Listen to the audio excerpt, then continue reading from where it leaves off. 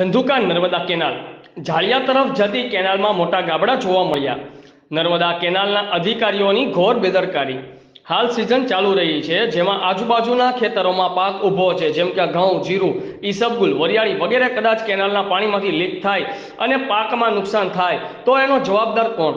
નર્મદા કેનાલનું સમારકામ થવું જોઈએ, ત્યાંના ગ્રામજનોનું કહેવું છે। ઘણી જગ્યાએ કેનાલ તૂટેલી હાલતમાં જોવા મળી રહી છે। રિપોર્ટર અશ્વિનભાઈ મેર, આઝાદ મીડિયા લાઈવ, ધંધુકા।